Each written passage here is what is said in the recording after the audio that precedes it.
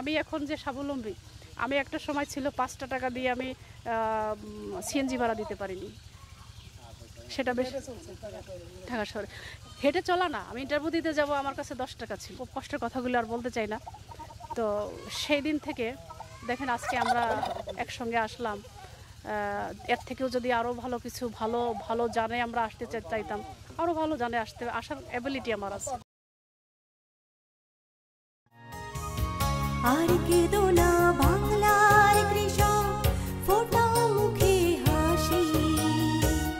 তোমরা দেশের আসল নায়ক, বলবে বিশ্ববাসী। প্রথম থেকেই যেটা আমার ইচ্ছা, আমি ছোটোবেলা থেকে আমার পশু পাখির প্রতি খুব ভালোবাসা। আমি যখন উপবৃত্তির টাকা পাই তখন সেই টাকা দিয়ে আমি 2টা খাসির বাচ্চা কিনেছিলাম। তো এই ভালোবাসাটা আমার যতই আমি ঢাকাতে থাকি না কেন, আল্লাহ যদি ভবিষ্যতে আমার ঢাকার বাইরে দেশের বাইরেও কোথাও রাখে, কিন্তু এই পশু প্রেম এই ভালোবাসাটা কিন্তু আমার কাছ থেকে বুঝে যাবে না। এটা আমার হৃদয়ের সাথে মিশে আছে, এটা একটা। আর তারপর যখন আমি কিছু ইসলামিক স্টাডিজ করা শুরু করলাম, আমি এটা তখন দেখলাম বা বুঝলাম যে আসলে আমরা চলছি আসলে সঠিক পথটা আসলে আমাদের ইসলাম। আমাদের যাদের মাঝে বুকের মাঝে ইসলাম নাই, সেই হৃদয়টা কিন্তু আসলে হৃদয় না। তো আমি স্টাডিতে একটা সময় দেখলাম যে মহানবী সাল্লাল্লাহু আলাইহি ওয়াসাল্লাম উনি ছাগল পালতেন, ছাগলের দুধ খেতেন সকালবেলায়। এই দুধটা খেলে প্রেশার কন্ট্রোল রাখে। এবং মহানবী আরও একজন নবী ছিলেন মুসা আলাইহিস সালাম, উনি গরু পালতেন। তো আল্লাহ তাআলা এই পশু পাখি, এই অবলা পশু পাখিদেরকে দিয়ে নবীদেরকে পরীক্ষা করেছেন। তো অবশ্যই আমার মনে হয় সেই থেকে আমার একটা মনে হয় যে এদের মাঝে কিছু একটা মনে হয় আল্লাহ তাআলার মানে নিজস্ব একটা পাওয়ার আছে এটার মাঝে।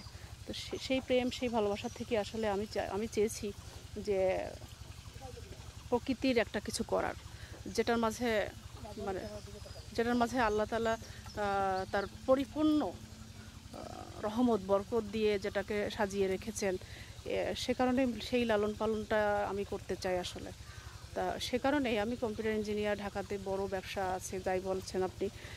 তো ওইটা তো একটা সময় হবে যে আমার কর্মক্ষমতা থাকবে না, আমি হারিয়ে ফেলবো, তখন আমি আমার একসময় বার্ধক্য আসবে বা মৃত্যু আসবে। তখন তো আমার একটা স্বাবলম্বী থাকার মতো একটা এস্টাবলিশমেন্ট পজিশন থাকতে হবে। তো সেই চিন্তাভাবনা করেই আমি আমার এই মাতৃভূমিতে আমি চেয়েছি যে আমার একটা মানে খুব এস্টাবলিশ একটা পজিশন আসুক। তো সে থেকে আমি ধীরে ধীরে এটাকে লালন পালন করছি। কিন্তু আমার কাছে আরেকটু বেশি অবাক লাগে যে আমি যত স্বল্প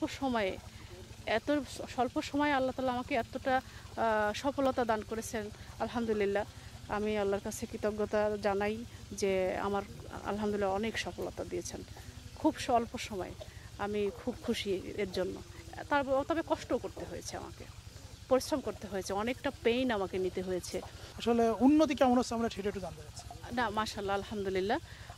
আমার মনে হয় যে ছাগল পালনটা যদি সঠিকভাবে করা যায়, কেন যে মানুষ ভয় পায়, আমাকে অনেকেই ফোন দেয় যে করব কিনা, অসুখ আছে কিনা, এটা মারা যাবে কিনা, বা কি করলে কি ভালো হয়।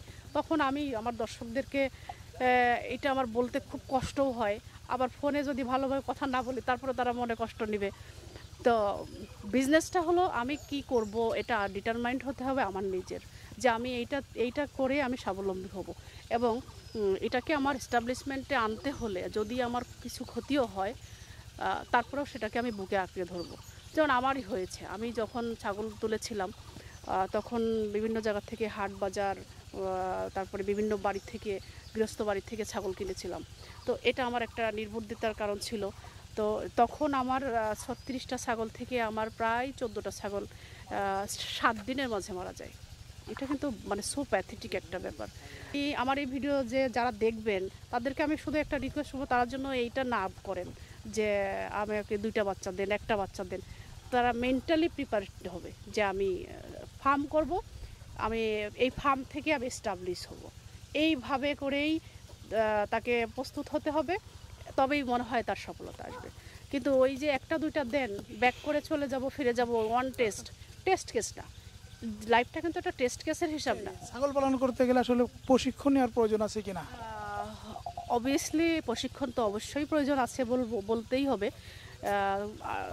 বিশেষ করে আমরা তো পড়ালেখা করেছি, শিখেছি আমরা বিভিন্ন মানে ইউটিউব দেখে, বা আমরা বিভিন্ন ইনস্টিটিউটের বই পুস্তক পড়ালেখা করি, বা আপনারা যারা আছেন তা আপনাদের কথাগুলো আমরা শুনি। তো এই অনেক আমাদের এই সোশ্যাল মিডিয়া কিন্তু আমরা বিভিন্নভাবে কাজে লাগাতে পারি। আমরা এই সোশ্যাল মিডিয়াতে শুধু ওই ফেসবুক চালানো বা ওই এগুলি না, ওখানে অনেক ভালো ভালো জিনিস আছে, এইগুলি আমরা দেখেও যদি আমরা একটু চেষ্টা করি, আর প্র্যাকটিক্যালে আসলে যখন সে প্র্যাকটিক্যাল জ্ঞানটা যখন তার হবে, একটা ছাগল মারা গেল, কেন সেটা মারা গেল সেটাকে সে জাস্টিফাই করবে যে আমার ছাগলটা এই কারণে মারা গেল, আমার আরেকটু বার জন্য এরকম সমস্যা না হয়, তার জন্য সে অ্যালার্ট হলো। এবার ধরেন আরেকটা প্রশ্ন হচ্ছে, ছাগল আসলে কি ধরনের জিনিস খেতে পছন্দ করে এবং তার জন্য আপনি কি ব্যবস্থা নিয়েছেন? ছাগলের জন্য আপনি আমার সামনে যে খালি জায়গাটা দেখেছেন, আমি এটা মূলত রেখেছি। আমার ছাগলটা ঘাস কামড়ায় খেতে ছাগল বেশি পছন্দ করে সর্বপ্রথম।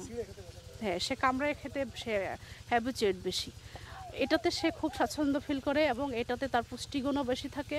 আর কাঁঠাল পাতা এগুলি তো বর্ষার সময় যখন ঘাস থাকে না, তখন বিকল্প খাবার হিসাবে কাঁঠাল পাতা বা আম পাতা আছে, কলা পাতা আছে, তারপরে আপনার সাজনা ডাল আছে, এ ধরনের খাবার ছাগল খেয়ে থাকে। বিভিন্ন সময় আমরা দিয়ে থাকি, তো আমাদের পর্যাপ্ত পরিমাণ ঘাস আছে।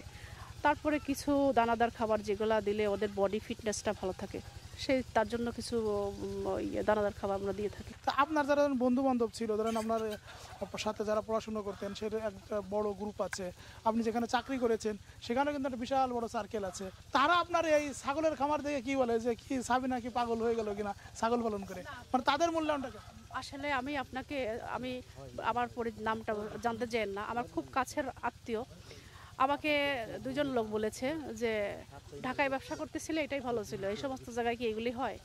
আমার সিদ্ধান্তটা সফলভাবেই পরিচালনা করতে পারছি এবং আল্লাহ তাআলা আমার সেই রহমত বরকতটা দিয়েছে। তো এই যারা এই ধরনের চিন্তা করবে, চিন্তা চেতনা যারা করবে, তারা চিন্তার মধ্যেই থাকবে।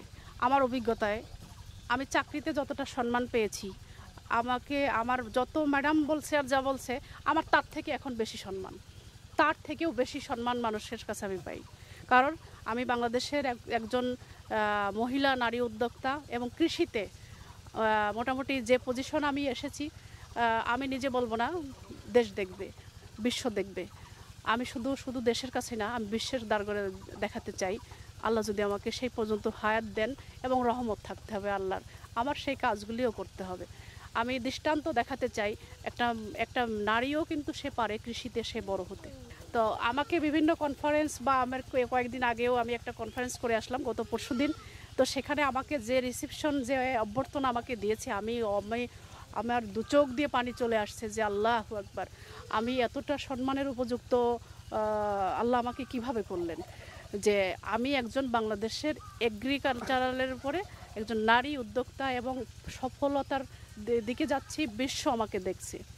আমি উদ্বুদ্ধ করে আমাকে দেখে আরও 10টা মানুষ যেন এই কর্মসংস্থানটা করতে পারে। কারণ এখানে ঝুঁকির ঝুঁকিটা তো আসলে হলো নিজের কাজের উপরে। বিজনেসে তো ঝুঁকি আছে, আমার গরুর খামারটাই ঝুঁকিতে পড়ে গিয়েছিল। আমি যদি রাইট টাইমে রাইট ডিসিশন না নিতাম, আমি যদি পয়সার দিকে চিন্তা করতাম যে আমি গ্রামের থেকে 5-6 হাজার টাকা স্যালারি দিয়ে আমি রাখাল রেখে কাজ করব, আমার খামারের এতদিন কিছুই থাকতো না। কিন্তু আমি সেটা করিনি। আমি চিন্তা করেছি যে আমার যে এক্সপার্ট আমি নিয়ে আসবো, সে এনি হাউ যে মূল্যেই হোক, আমার যে স্যালারি দিতে হয় আমাকে এস্টাবলিশমেন্টটা আনতে হবে। তখন আমি এই যে পামা থেকে আমার ছেলেদেরকে নিয়ে আসছি। তো এটা হলো ম্যানেজমেন্টটা বুঝতে হবে, মূলত হলো ম্যানেজমেন্ট বুঝতে হবে যে আমার কিসে মানে ক্ষতিতে যাবে। আমার একটি বছর আমার এই ছাগলের যে ম্যানেজমেন্টটা কতটা খারাপ ছিল, কতটা ব্যর্থ হয়েছি আমি, কতগুলি ছাগল মারা গিয়েছে, আপনাকে আমি কল্পনা করে বোঝাইতে পারবো না। শুধু মিসম্যানেজমেন্ট। তো যারা ছাগলের খামার করবেন তারা ম্যানেজমেন্টের দিকে অবশ্যই লক্ষ্য রাখবেন। যারা আপনার এই ছাগলগুলি দেখাশোনা করবে তাদেরকে আপনি দেখবেন যে সে সঠিকভাবে কাজটা করছে কিনা। আপনি বলছেন যে আমি ঢাকা আর এখানে কেন, আর আমি এখন ঢাকাতে যে থাকি, আমি মানে বিলিভ ইট অর নট, আমি টেনশন তো একটু থাকে, কিন্তু আমি আল্লাহর রহমতে মনে হয় 50% টেনশন নাই। আমি তো যতটুকু শুনেছিলাম যে আপনার এখানে কিছু সিসি ক্যামেরা আছে এবং আপনি ঢাকায় বসে কিন্তু খামার আমি সিসি ক্যামেরা লাগিয়েছি, ওরা ভালো কাজ করছে, বাট বিশ্বাস করতেছি ঠিক আছে, কিন্তু আমার দু চোখটা খোলা রাখতে হবে যে ওরা আসলেও ঠিক করছে কিনা, ওরা আসলেও ঠিক করছে কিনা। তো আমি সকালবেলা যখন গাভী দোয়াই তখন আমি আমার মোবাইল স্ক্রিনে হয়তো শুয়ে দেখি যে কোন গাভীটা দোয়াচ্ছে, দুধটা কতটা ঢালছে, কতটুকু লিটার আসছে, ও কথা বলছে বা আমি কতক্ষণ একটু মনে হলো যে তুমি এভাবে করলে কেন, এই তুমি দুধটা ছেঁকে ডালো, তখন আমি ফোনে কথা বলছি, সিসি ক্যামেরায় ওখানেই সাউন্ডটা ওরা পেয়ে যাচ্ছে। হ্যাঁ, তখন ওরা চিন্তা করছে না ম্যাডাম তো কথা বলছে।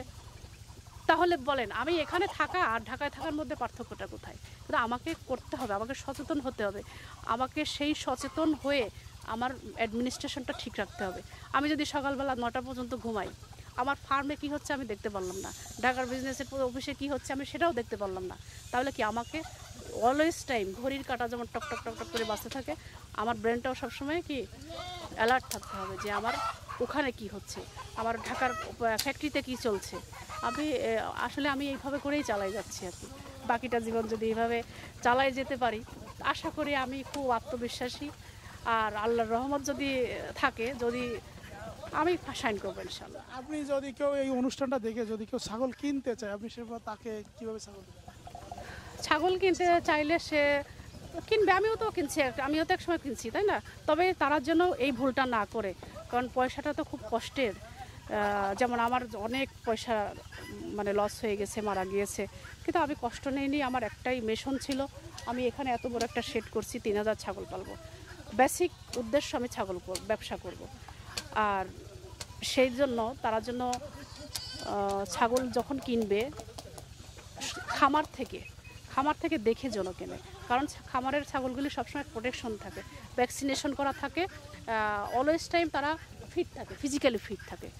আর এ কারণে হাটে বাজার থেকে ছাগল না কিনে খাওয়ার জন্য না করে আমি এটা বলবো, কারণ আমি প্রচণ্ডভাবে কষ্ট পেয়েছি এবং যেটা শুধুমাত্র চেয়েছি যে আল্লাহ তাআলা আমার হয়তো বা এটা ধৈর্যের পরীক্ষা নিয়েছে, তো আমি সরে পড়ি কিনা, ভেঙে পড়ি কিনা, তো আমি চালিয়ে গেছি। আল্লাহর রহমতে আমার 1 বছরের মধ্যে এখন আল্লাহর রহমতে 150 ছাগল হয়ে গেছে।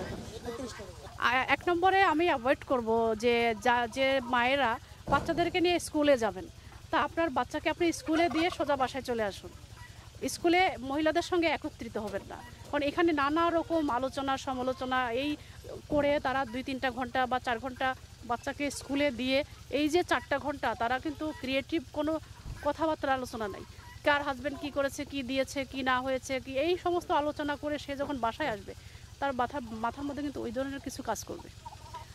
তার বাচ্চাটাকে সেই স্কুলে দিয়ে আসে, বাড়িতে এসে 10টা মুরগি পালুক বা 4টা ছাগল পালুক, তার এটা খাইয়ে তখন সে আবার বাচ্চাটাকে নিয়ে আসুক। এইভাবে করুক মেয়েরা, দেখবেন যে আস্তে আস্তে সে নিজেই তার পরিবারকে সে নিজে ট্যাকল দিতে পারবে। আর এটার মাঝে অনেক মজা আছে। আমি এখন যে স্বাবলম্বী, আমি একটা সময় ছিল 5টা টাকা দিয়ে আমি সিএনজি ভাড়া দিতে পারিনি, সেটা বেশ ঢাকা শহরে হেঁটে চলা না, আমি ইন্টারভিউ দিতে যাব, আমার কাছে 10 টাকা ছিল। খুব কষ্টের কথাগুলো আর বলতে চাই না। তো সেই দিন থেকে দেখেন আজকে আমরা একসঙ্গে আসলাম, এর থেকেও যদি আরও ভালো কিছু ভালো জানে আমরা আসতে চাইতাম, আরও ভালো জানে আসার অ্যাবিলিটি আমার আছে। মানে একজনের সফলতা আর একজনের কাজে উৎসাহ পায়, প্রেরণা পায়, মানুষ একজনের আইডল মনে করে। তা আজকের আপনি একজন নারী হয়ে, আপনি কম্পিউটার ইঞ্জিনিয়ার হয়ে, আপনি সৌদিয়ান অ্যাম্বাসিতে আপনি চাকরি করছেন, মানে অ্যাম্বাসির চাকরি সব কিছু ছেড়ে কিন্তু আপনি আজকে নিজে বিজনেস করছেন এবং একটা বিজনেস নয়, একাধিক বিজনেস দেখাশোনা করছেন। আমি আমার বাচ্চাকে নিয়ে আমি স্কুলে দিতে পারিনি। মানে এই যে শুরু করেছেন, এটা কতদিন ধরে শুরু করেছেন? বিজনেসের বয়স চলছে 5 বছর 4 মাস। 5 বছর 4 মাসে এখন কয়টা প্রজেক্ট হয়েছে? আমার আলিফ প্যাকেজিং অ্যান্ড প্রিন্টিং হয়েছে, তারপরে আলিফ গোট ফার্ম হয়েছে, আলিফ ডেইরি খামার হয়েছে, আলিফ ফিশারিজ হয়েছে, এবং আমি একটা টাইলস ফ্যাক্টরির জন্য জায়গাও দেখছি।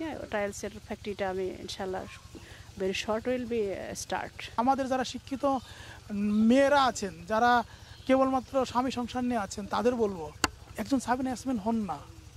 সাবিনা ইয়াসমিন হয়তো মাত্র 5.5 বছরে যতটুকু এগিয়েছে, আপনি ততটুকু না পারেন, এর 15% আসেন, এর 50% আসেন, 30% আসেন, দেখবেন সংসারের কত মানে সফলতা। আজকে নিজের খামারে উৎপাদিত একটু দুধ যদি আপনি খেতে পারেন, এর থেকে শান্তি আর কিছু নেই। তোমরা দেশের আসল